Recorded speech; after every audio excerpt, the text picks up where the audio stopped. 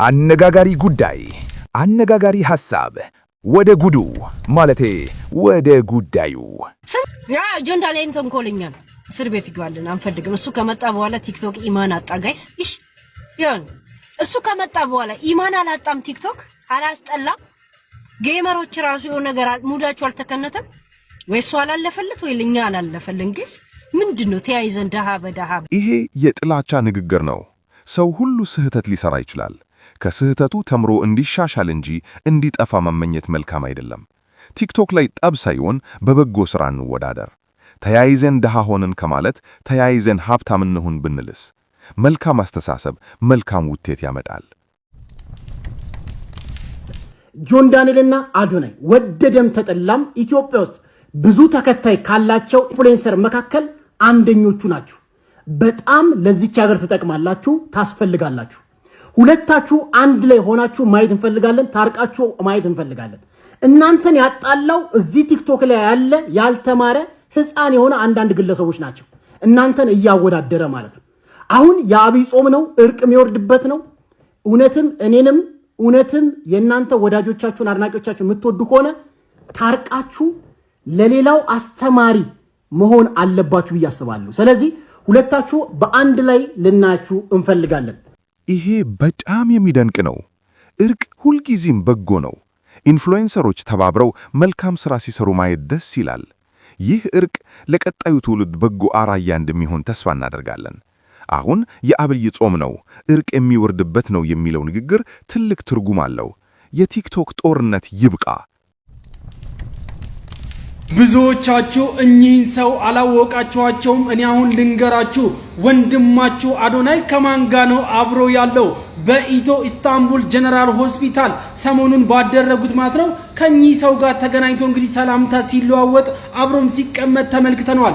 እኚህ ሰው ማለት ነው እንግዲህ በኢትዮጵያ ካሉ ባለሀብቶች ማለት ነው በአራተኛ ደረጃ 1.6 ቢሊዮን የአሜሪካን ዶላር በ2025 በተጠና ጥናት። ይሄ ትልቅ ዕድል ነው። ባለሀብቶችና ኢንፍሉዌንሰሮች ተባብረው በጎ ነገር ሲሰሩ ማየት ደስ ይላል። ይህ ትብብር ብዙዎችን የሚጠቅም መልካም ሥራ እንደሚያመጣ ተስፋ እናደርጋለን። ከፍተኛ ባለሀብቶች ከኢንፍሉዌንሰሮች ጋር ተባብረው ለሀገር ሲሰሩ ማየት የሚያስደስት ነው። አዶናይ ከፍተኛ ሥራ እየሰራ ነው። ማርያምን የምሬ ነው። ህልም አይነገርም ግን እነግራቸዋለሁ። አንድ ትልቅ ሰው በኢትዮጵያ ውስጥ ትልቅ ድርጅት ያላቸው በኤስ ጀምሮ በኤን የሚጨርስ እሳቸው ለአዶናይ ይደውሉና የዘማሪ ገብረ ዮሐንስን ቤት እኔ ነኝ የምሰጠው እና ሲወጣና ሲወርድ እንዳያስቸግረው መሬት የያዘ ቤት ነው ብለው ቁልፉን ለአዶናይ ይሰጡታል።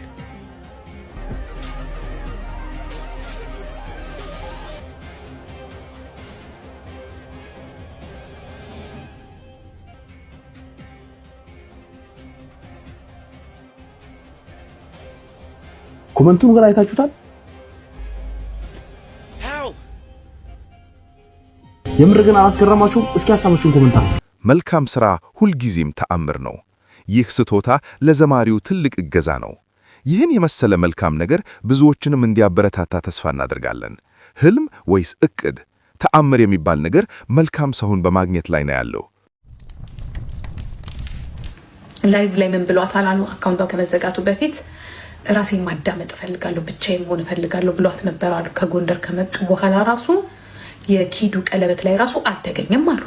ነገሩ እኮ ቆይቷል አሉ ከተጣሉ። ግንኙነት መቋረጥ ሁልጊዜም ያሳዝናል። ይሁን እንጂ ጓደኝነትና መረዳዳት ሁልጊዜ መኖር አለበት። እርስ በእርስ በመደጋገፍ ጥላቻን በፍቅር እንቀይረው። የኪዱ ቀለበት ላይ አልተገኘም የሚለው ወሬ የሰው ሕይወት የግል መሆኑን ረስተን ነው። እርስ በእርስ እንከባበር። ህይወትን አሁን ያሉት ድራማ ተፈጥሯል። በጣም ሰው ልቤ ይቅርታለሁ ድከስ ብፁዕ እንዳልሆንኩኝ ያውቃለሁ። ይሄ በጣም ደስ የሚል ዜና ነው። ይቅርታ ሁልጊዜም ፍቅርን ያመጣል። እርቅ ሁልጊዜም በጎ ነው። ይህ እርቅ ለብዙዎች መታረቂያ እንደሚሆን ተስፋ እናደርጋለን። ጻልቅ አይደለሁም ማለት ትልቅነት ነው። ለካሜራ ሳይሆን ከልብ ከሆነ ደስ ይላል። ሁሉም ኢትዮጵያዊ በጉጉት ሲጠብቀው የነበረው አዶናይ ለዘማሪ ገብረ ዮሐንስ የሚያስጀምረው ቻሌንጅ አሁን ላይ ይፋ መሆኑን እየተመለከትን እንገኛለን። አዶናይም ታዲያ ለዘማሪ ገብረ ዮሐንስ የቤት የመኪና እንደዚሁም ደግሞ ሹፌር ለሱ የሚቀጠርለት ማለት ነው ይህንን ቻሌንጅ በይፋ አስጀምሮታል። ይሄ ትልቅ ዕድል ነው። ሰዎችን መርዳት ሁልጊዜም በጎ ነው። ይህ ትብብር ብዙዎችን የሚጠቅም መልካም ሥራ እንደሚያመጣ ተስፋ እናደርጋለን። ዘማሪው መረዳቱ ትልቅ በጎ ሥራ ነው። ቻሌንጁን ሁላችሁም ተቀላቀሉ።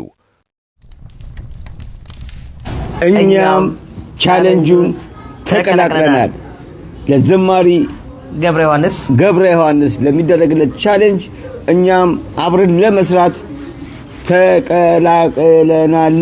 አነጋጋሪውም ተቀላቅሏል። በጋራ መስራት ሁልጊዜም ውጤታማ ነው።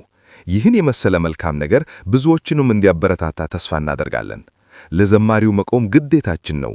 ቻሌንጁን አብረን እንስራ። ዛሬው ከነፂ ጋር ያለሁት ዛሬ ልዘፍንልኝ ነው። ግን እኔ ብዘፍንልኝ ወንድ ልጅ በዘፈን አይሸወድም። ዘፈን እኔና አንተ በፍቅርታው ይሄ ቀልድ ነው። ቀልድ ሁልጊዜም ደስታን ያመጣል። ይሁን እንጂ ቀልድ በክብር ላይ መሆን አለበት። ተከባብረን መልካም ነገር እንስራ። ወንድ ልጅ በዘፈን አይሸወድም የሚለው ቀልድ ነው። ይልቁኑ በፍቅርና በእውነት እንኖር። ሊሊ ማለት ነው የፈለገ ብትሆን ማለት ነው ሳትጣራ አትወጣም ከቤት። እዚህ ጋር ውሾች ራሱ ብታይ ማለት ነው አትወጣም። ሲፈቀድላት ብቻ ነው የምትወጣው። አሁን ለምሳሌ ነይ ተፈቀደላት ማለት ነው። ይሄ አዝናኝ ነው።